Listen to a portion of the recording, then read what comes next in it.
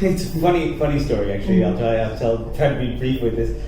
Before when I was leaving MLS, I was leaving MLS on a high. I was the director of fan engagement. A lot of really good things happening in MLS at that particular time. And I had got this place where I decided, though, I'm going to follow my heart and move to India.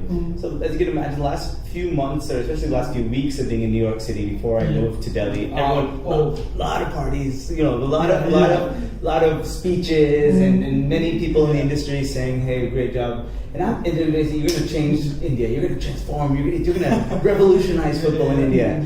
And I was like, I'm going to revolutionize football in India. I'm going to do it. And I got on the plane, and a couple of nice whiskeys on the Emirates flight over to Dubai, and then from Dubai over to Delhi. I get off, and the company that had hired me in India was sending a car to pick me up. I went outside. It was the old Delhi airport where you walk outside and you're just bombarded with people at first. And I couldn't find the car, and I didn't have a phone. I didn't have a SIM card at the time, and basically I was just freaking out for about 10 minutes. Trying to figure out what the hell's going on in this Junkin haze. And it was at that moment I thought, if I can't even get out of the airport without crying, how am I going to transform Indian football?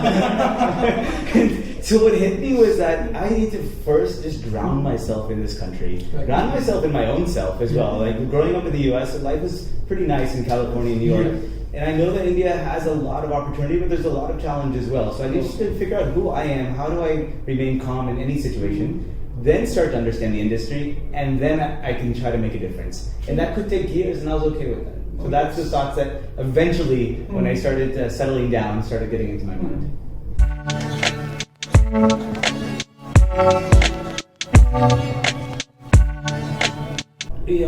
I can't believe that it's been over 10 years. I honestly can't. When I come here, I've been to India for a grand total of about 4 weeks my entire life. My first trip was when I was 27 years old. While I'm a proud Indian back in America, and Indian cultures around me, but being on Indian soil and working in Indian business community and the sports landscape is very different. So when I got here, I had one thing that I know I wanted to do is find good people. Find good people, and nothing has changed. If I find good people and we can collaborate and strategize and work together and stay sane with one another, we can do good work. I was very fortunate to meet somebody named Sukhvinder Singh. He was at the time the head of marketing of the All India Football Federation. Eventually, we worked together at Libera Sports. I met a couple of other individuals in this kind of more chaotic sports landscape of a lot of people talking, but not a lot of people doing some real good professional work. I met some genuine-hearted human beings who are ready to play the long game. And when I met them, I realized that even if we accomplish 1% of what we set out to do, as 1% more than a lot of other people have, in that attitude, a lot of good things started happening. Now when I look back, I'm very thankful that I started in 2009. Because I did that, I met a lot of people. We got to know each other. It was a small fraternity working in Indian football at the time. And you can only learn by doing in a place like India. True. And I started, if I heard about a football academy in Madhya Pradesh, I'd go. If I heard about some football tournament that's 25 years old in the hills of Udaipur, I'd go. If I heard about something interesting happening in Kochi, I'd go. So I started traveling all over the country, meeting anybody and everyone connected to football. And at that point, I started just gaining information, gaining knowledge. And that is what knowledge has elevated where I am right now. So I'm very happy with the journey. It wasn't always easy. True. Definitely a lot of crazy, funny stories, and over drinks or over some more time we can talk about it. But I'm very, very thankful for those times happening the way they did.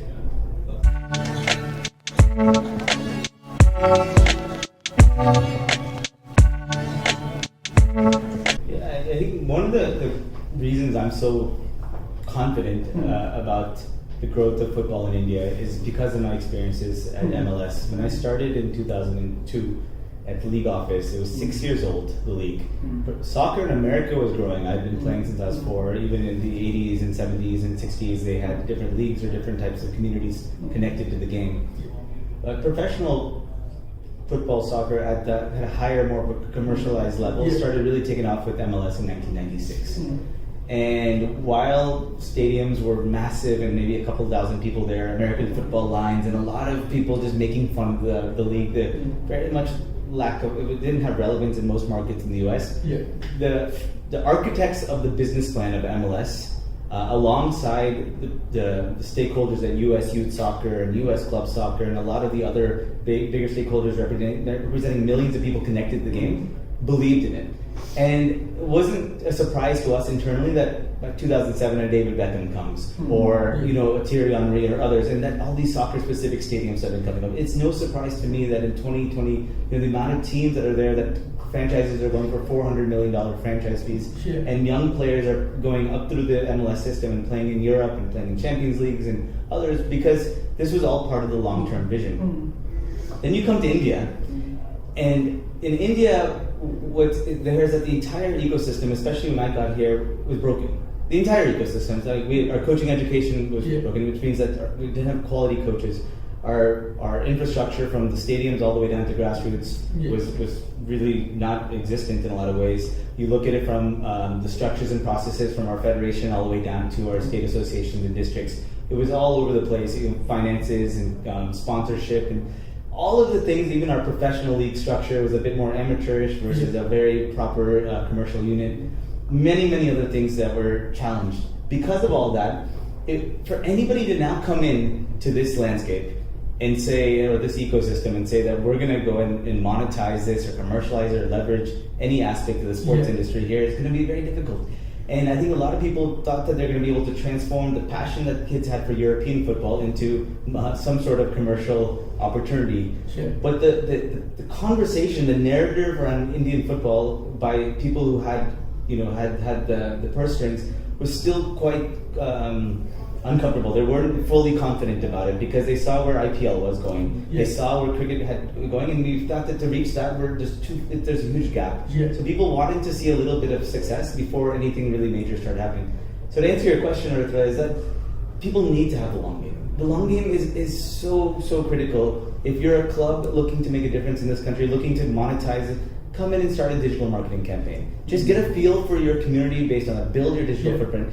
Start a training program, but start that training program with grassroots and baby leagues, and don't expect any real money to come out of it at first. But just to understand different markets. Don't have an India plan. Have a regional plan. Have a city plan. Have a Kolhapur plan. Have a Bhubaneswar plan. Even if you're Manchester United, even if you're the New York Knicks, it doesn't matter. Have a Bhubaneswar plan. Have a Kolhapur plan. Have a Calicut plan. What matters most is that you make an impact. You learn. You course correct. You build. And I think a lot of people just don't have that patience because it's a big world and there's a lot of places to go and you have targets. I get it. So this is what my big thing is. Essentially get in touch with the community. My thing is build a genuine relationship. Through relationship building, you're eventually going to understand your customer, you're going to understand your market, you're going to understand this country a bit more, and then you'll start to look how to monetize and commercialize that over time.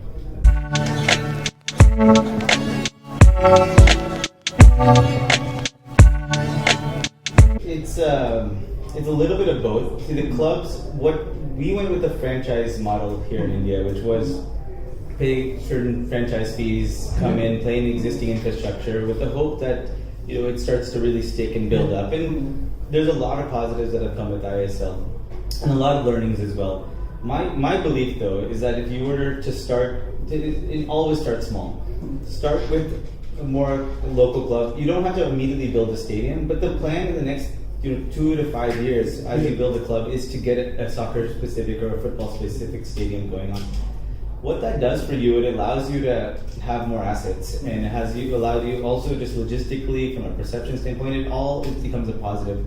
Right now, our challenge is that we don't have many assets within our current football landscape. We've invested crores and crores and hundreds and thousands of crores into football and football development, but our assets are very limited, and that makes it difficult because almost every year we're starting fresh. So I'm a firm believer that if you were to start a league over again right now, focus on having many clubs or in many different parts of the country, give very strict criteria in order to be part of the top division, what they need to follow, similar to what's happening in AFC, licensing criteria. It's stronger, but really incentivize and also pressurize at times for the clubs if they're going to come in to invest in a training ground and invest ideally in some public-private partnership or some sort of arrangement with the local community to get their own stadium versus having to use. Now I know that's a tall task, but over the long run, Indian football would be far, at the top levels, would be far more sustainably. When it's sustainable up here, it becomes a lot easier to be sustainable here. Right now, it's not sustainable up here, which means that even if you're running a turf program or anything else, you're feeding the system. The system is going up into a still a very it's a bleeding ecosystem, and all stakeholders start to wonder, okay, you know, how do I make a quick buck versus how can I collaborate to build this and make this more successful?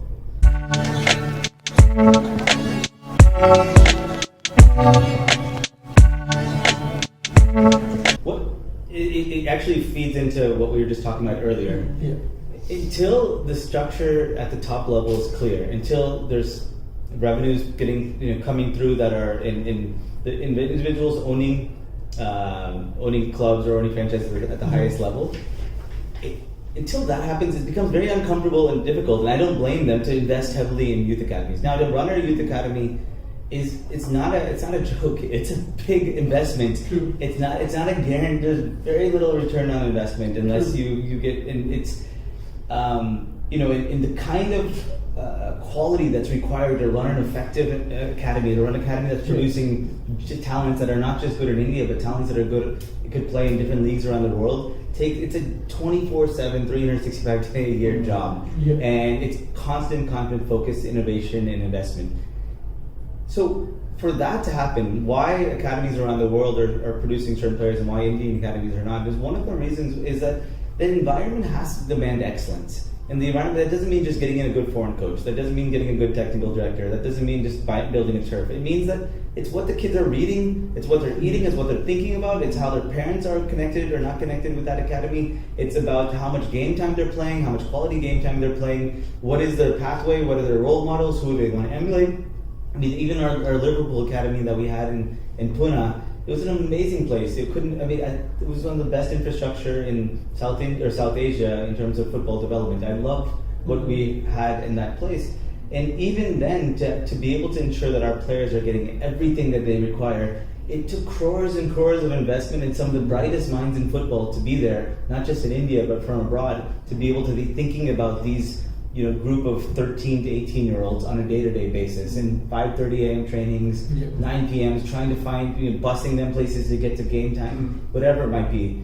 In India, we have some genuine challenges in terms of not just investment, but in terms of patience to build an academy environment that demands excellence and that's going to feed into a senior level that's also has clarity on that pathway as well. So I think that these players that are coming out of it, of the academies and doing well, I honestly believe it's still an anomaly. I think that they were really amazing players, and their academies helped them kind of smoothen out certain edges maybe, and gave them an environment to just boost their talent.